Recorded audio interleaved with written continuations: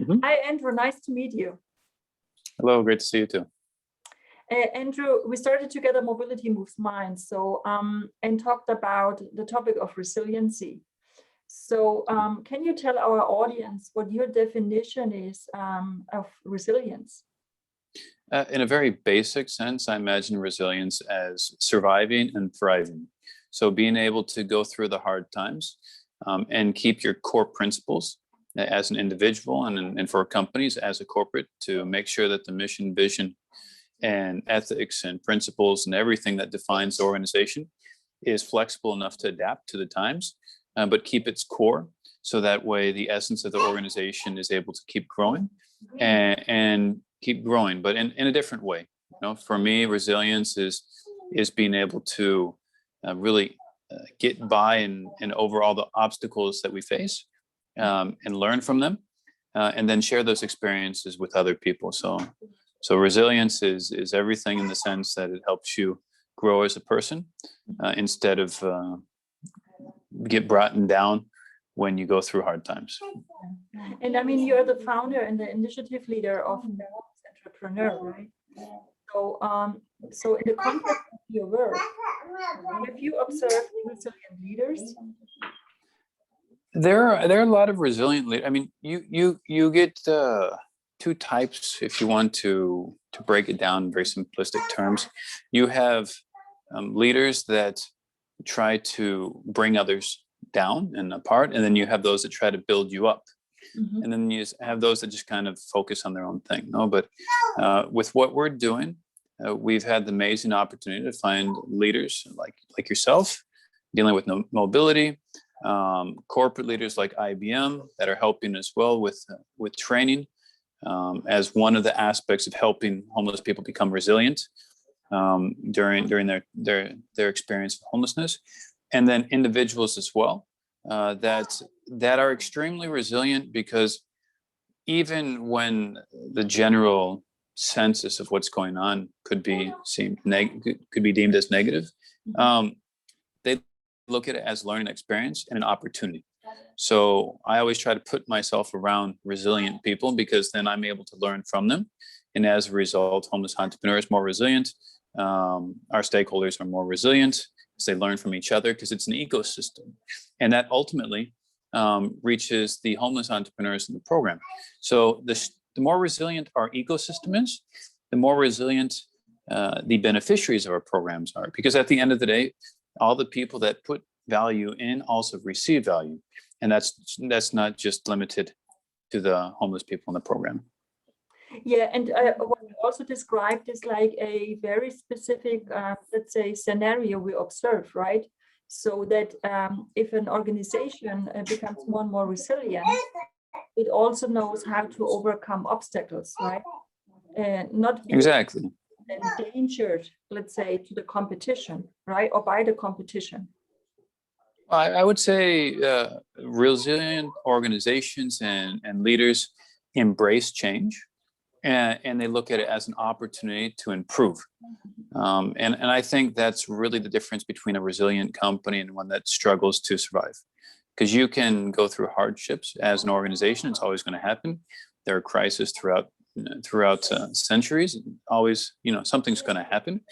But those that embrace it to understand what's going on are those that are able to go through these moments that seem like you just try to survive, and then are able to thrive afterwards. So I think that's a really important aspect.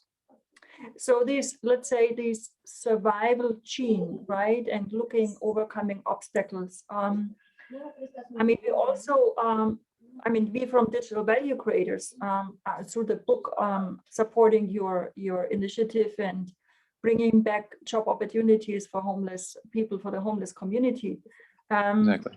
And we also know, and we work also collaborating with organizations that have corporate social responsibility programs, CSR programs in place, right?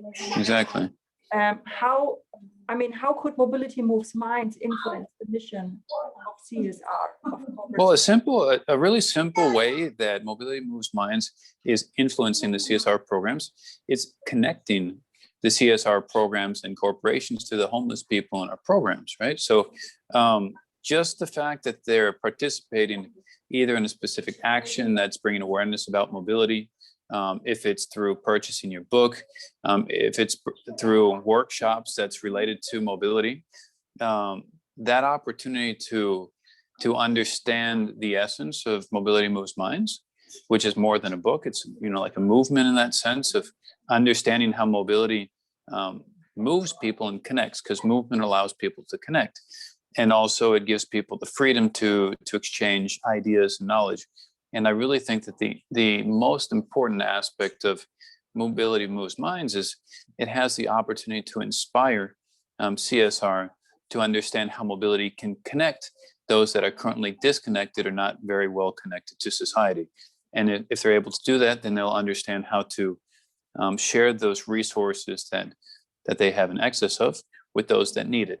So I think it's an amazing opportunity. We really appreciate the opportunity to participate and also dedicate part of the funds to help people in the program. And just a small news to share. In the last 7 days, 3 of the people in the program have successfully gotten jobs and ended their state of homelessness. And that's that's a large result based on the support we're receiving. So I would like to thank you and the entire community behind that creates those opportunities, because it also inspires people to turn hope into something realistic and tangible. And just like your book at the beginning when we spoke about it, I think it was a little bit more than a few days ago when you started your book, and then from there it's materialized and it's something tangible that people can buy, read, and then share with other people. So it's about taking those great ideas and showing people that it's possible. And I think CSR programs need clear examples of how that can impact people in society that appreciate it. And the better the communication is between those that want to support and those that need support, the more social impact we can create in society. Yeah, this is a great message, and I'm really looking forward that we have not only the 3, what is already a powerful measure, right? Having 3 people finding job, Yes. but also having more, right? And this is why also the Mobility Moves Minds book starts not with a scientific or strategic method first, but looks into 17 stories from individuals, and then taking it over through background information and the topic of complexity in corporate systems, and how actually organizations can benefit and implement the Mobility Moves Minds, let's say DNA, and the attitude, the mindset. Yeah. So what I hear from you is that Mobility Moves Minds could have an impact on corporate prosperity and corporate. Of course. Yeah.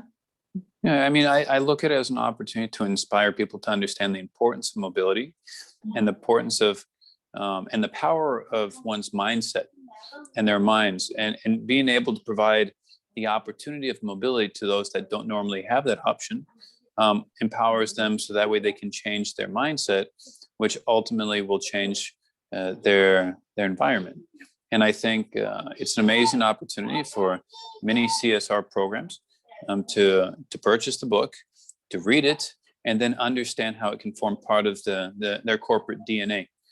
Because I think many large, medium-sized, and small companies would like to improve the quality of their CSR departments.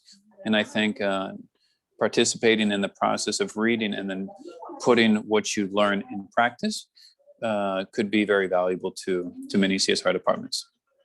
Yeah, and so now we're both looking forward to having more of the book sales coming in, and here and also giving back to you more support, right? And Yes. streamlining the market. So Andrew, thanks very much, and we'll stay in touch. Thank you very much. Have a wonderful day.